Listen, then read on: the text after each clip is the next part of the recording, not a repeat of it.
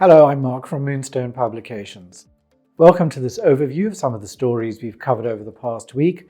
But first, please hit the subscribe button and share this video with your friends and colleagues.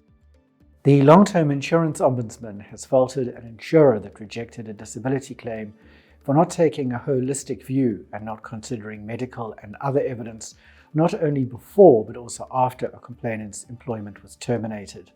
The employee was terminated on the grounds of mental illness.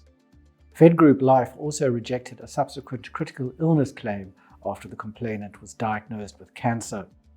The dispute over the disability claim centered on whether the employee was in fact unable to perform her duties. The date of termination itself was another contentious issue. The FSCA has confirmed that FSP's levy assessments will be sent out by the end of this month. The authority used to publish a levy notice by August, and levies had to be paid by the end of October each year.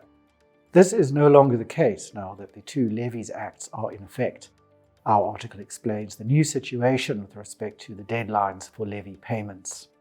South Africans who collaborate with certified financial planner professionals experience an enhanced quality of life, greater financial confidence and resilience, and increased satisfaction with their financial circumstances. This is according to research conducted globally and domestically for the Financial Planning Standards Board and the Financial Planning Institute of Southern Africa. 9 in 10 clients of CFPs said the value of financial planning outweighs the cost, and over 90% trust their planner to act in their best interest. A prerequisite for obtaining the highly regarded CFP professional designation is the postgraduate diploma in financial planning.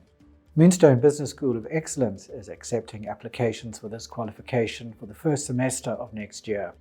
Check out this and MBSC's other accredited qualifications that are designed to boost your career in the financial services sector. Ensuring that designated non-financial businesses and professions meet their FICA compliance obligations is a key priority area for the Financial Intelligence Center, the center says in its latest annual report. These entities include legal practitioners, trust and company service providers, estate agents, and the gambling sector, in addition to credit providers, high-value goods dealers, and crypto asset service providers.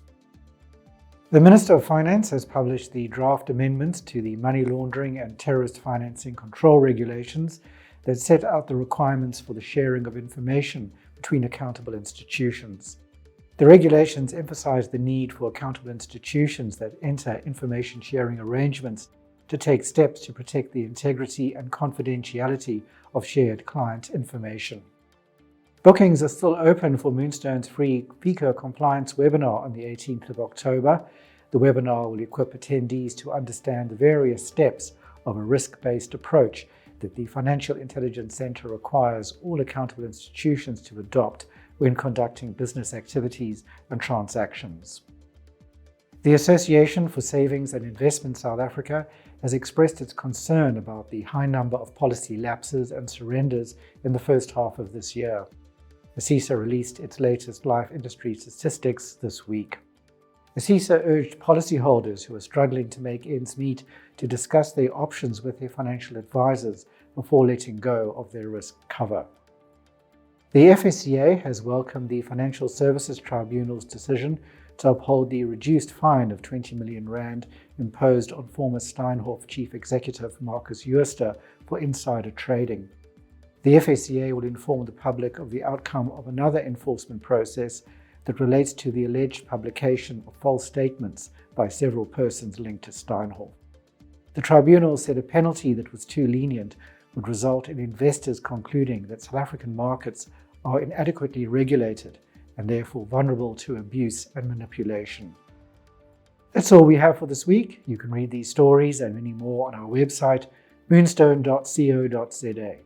Until next time, here's wishing you all the best from the team at Moonstone Information Refinery.